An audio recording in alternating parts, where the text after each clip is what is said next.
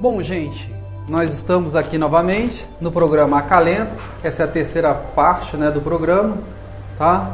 E nós estamos falando sobre, nós falamos ainda há pouco sobre higiene mental. Não é isso, Hildo? Exatamente. Então, agora nós estamos entrando na terceira parte do nosso bloco e nós trouxemos um convidado, né? Cadê? Ele está aqui do meu lado direito. O nome dele é Hugo Miyazaki, é isso mesmo? Isso, Hugo Miyazaki. Gente, bacana. Hugo, então eu gostaria que você se apresentasse para as pessoas, para os nossos internautas, e dizendo quem é o Hugo. Ok. Meu nome é Hugo Miyazaki, né? Eu sou natural de Campo Grande, Mato Grosso do Sul, né?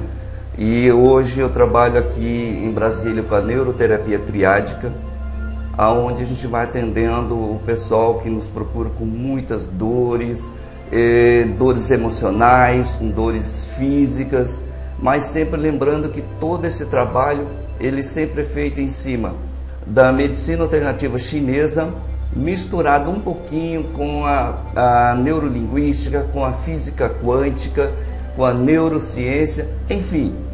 Nós estamos misturando um pouquinho a medicina alternativa antiga, milenar, com as atuais. Então isso significa anatomia triádica? Neuroterapia. A neuroterapia triádica, isso então? Isso. A neuroterapia triádica nada mais é do que uma união de várias ciências com o objetivo de tratar a pessoa como um todo. Isso. Por que a triádica, né? A triádica ela nasce porque nós entendemos de que nós temos a inteligência emocional, nós temos a inteligência racional e nós temos a operacional, que é nossas atitudes. E que se nós juntarmos as três, a vida nos dá um resultado. E é exatamente esse resultado é o que nos interessa para saber como é que está andando a nossa vida. Se há realmente a necessidade deste trabalho da higiene mental. Exatamente. Gente, eu tive uma conversa com o Hugo Miyazaki, né, aqui nos bastidores da TVN. Eu fiquei impressionado, Hugo, com alguns conhecimentos que você tem e algumas habilidades no tratamento de dor, né? E você vai num ponto emocional da pessoa. Eu vi que, por exemplo, nós estamos discutindo aqui sobre algumas dores. Ele estava falando que dores lombares, a questão não está exatamente na coluna, não é isso? É isso que eu entendi? Exatamente. Assim, quando nós vamos trabalhar, por exemplo, a dor lombar, né? Para a gente olha muito de que essa dor ela está vindo do desequilíbrio energético dos rins e da bexiga.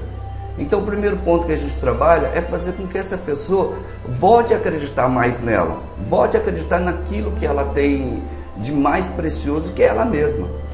E depois nós vamos trabalhar esse trabalho da parte física, que eu trabalho muito o abdômen e sempre pela bexiga.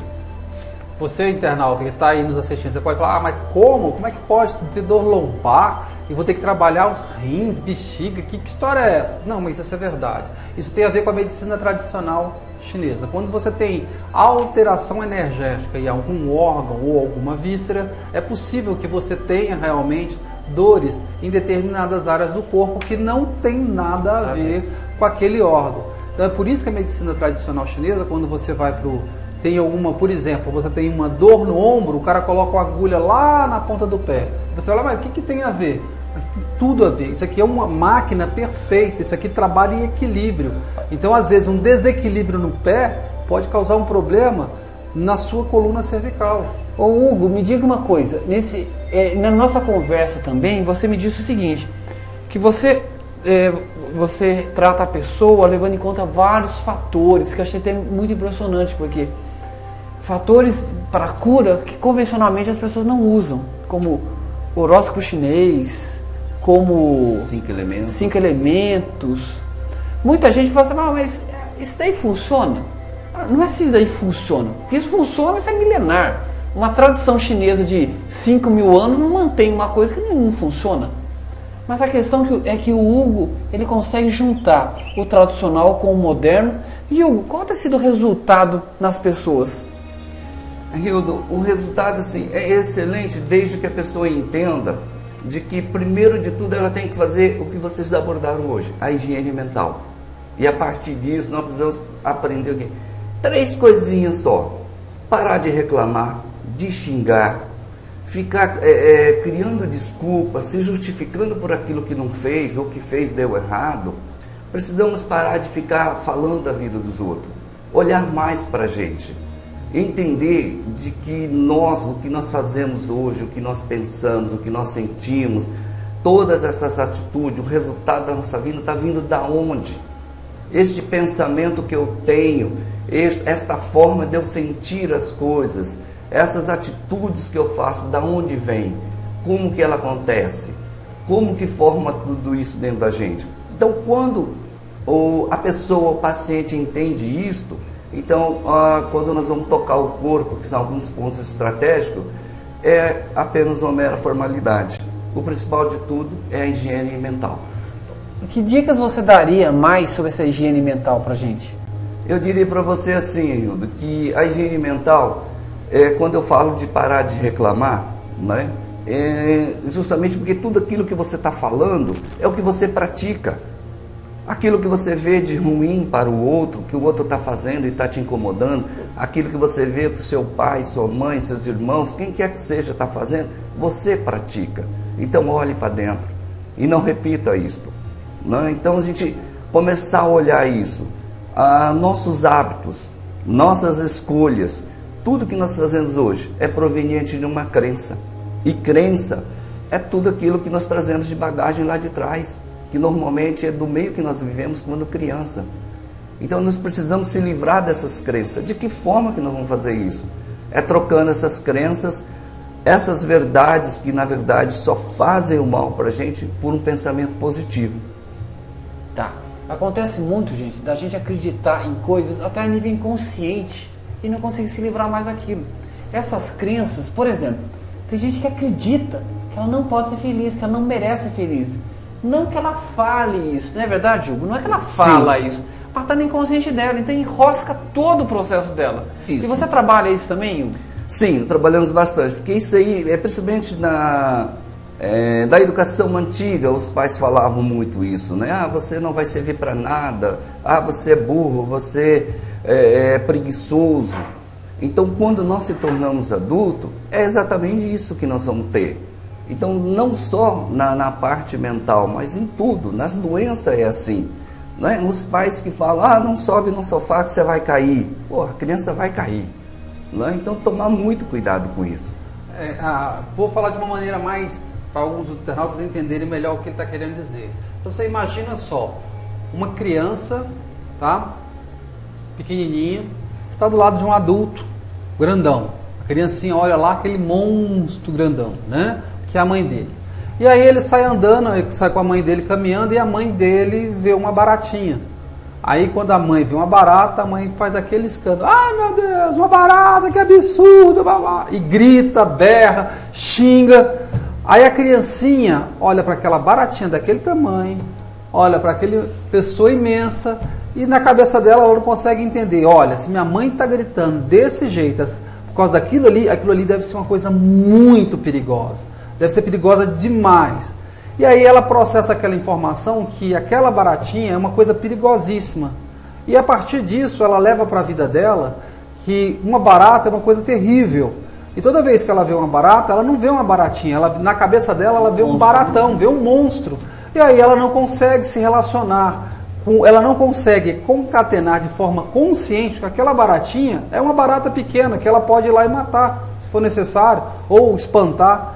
Mas ela não consegue processar isso. Por quê? Porque a informação foi gravada no tempo onde ela era criança e com esse tempo, esse conhecimento, devido a esse conhecimento, ela não conseguiu, depois disso, trazer para a vida adulta e processar ela e dizer que, olha, aquilo que eu aprendi quando era criança faz parte da minha vida de criança. Daqui para frente eu posso mudar a minha vida.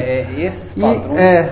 E aí, como ela não rompe esse padrão, ela não rompe isso daí, né, não tem esse rompimento, então ela acaba levando para a vida. Então, no caso, como ele falou, olha, não sobe desse sofá, senão você vai cair, você vai cair. Em vez da mãe falar, olha, você está subindo em cima do sofá, então presta atenção, observa, cuidado com o seu equilíbrio, desenvolva aí, presta atenção no que você está fazendo, esteja atento. Se você mudasse a forma de falar com a criança, mostrando para ela, olha, você pode estar seguro, confia onde você está pisando, observa bem se tem um lugar que é seguro para você.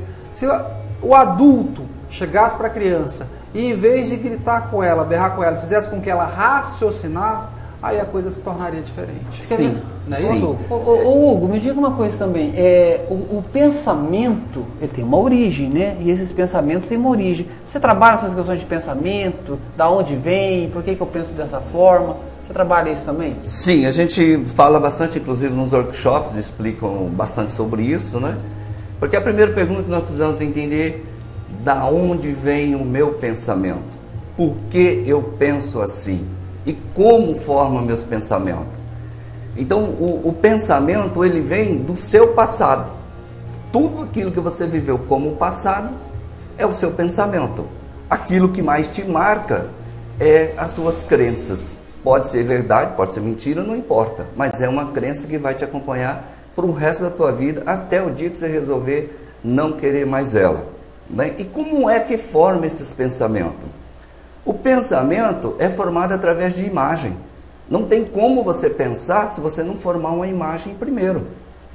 Portanto, quando nós falamos, vamos viver o aqui e o agora, neste exato momento, o que eu estou vivendo neste exato momento é realmente o aqui e o agora, o meu presente, ou ele está voltado para o meu passado? Para aquilo que eu acredito como crença? Se tudo o que eu faço é voltado para um pensamento do passado, então o meu presente, na verdade, é um passado. E se eu continuar pensando ainda que as metas que nos ensinam, ou que nós vamos fazer para o futuro, ela realmente é futuro, ela realmente tem uma tendência muito grande de acontecer ou de não acontecer. Se eu começar a olhar tudo aquilo que eu escrevi, tudo aquilo que eu coloquei como meta, ela é um pensamento do passado? Sim, ela é um pensamento do passado. Então, se eu não buscar novos conhecimentos, novos estudos, eu sempre vou estar fardado a repetir o pensamento do que eu vivi a vida toda. De uma maneira mais simples, para alguns internautas entenderem o que ele quis falar, é o seguinte: imagina só, você vai aprender a ler. Então você aprende o abecedário, né? O vocabulário simples, as primeiras letras, as primeiras palavras.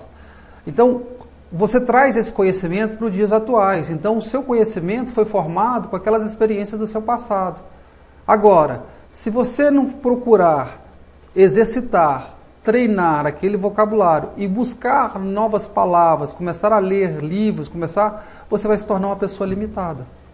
Tá? Então, de uma maneira bem simples, o que ele está querendo mostrar é isso. Os nossos pensamentos de hoje são formados no nosso passado, com nossas experiências, e o que a gente precisa fazer para desenvolver o nosso futuro, para que o futuro seja melhor, é que você pratique, desenvolva, estude, pesquise, vá atrás, trabalhe os novos conhecimentos, não fique só limitado. E o Hugo está aqui para poder nos ajudar nisso. Olha só, tem uma pessoa, a Eronita, lá de Águas Claras, ela está fazendo uma pergunta para você. Ela quer saber o seguinte, Hugo: é possível encontrar o equilíbrio mental e emocional através dessa sua técnica, dessa terapia, como é que você chamou? Neuroterapia triádica. Neuroterapia triádica, isso mesmo, ela colocou aqui neuroterapia. A busca do equilíbrio mental e emocional, você vai encontrar várias ferramentas. Não só a minha, como de várias outras terapeutas, psicólogos e etc. Mas o equilíbrio só depende de você. Você só precisa buscar o quê? A ferramenta certa, né? do profissional certo, mas só vai depender exclusivamente de você. Será que você realmente vai fazer aquilo que eles estão pedindo para ti? Aí é você que vai definir. Gente, vamos fazer uma pausa de 1 minutinho e nós já voltamos. Então, mande esse link para as pessoas que estão te assistindo. Elabore perguntas que o Hugo terá um prazer imenso de responder, tá bom? Em 1 minutinho estaremos de volta. Muito obrigado.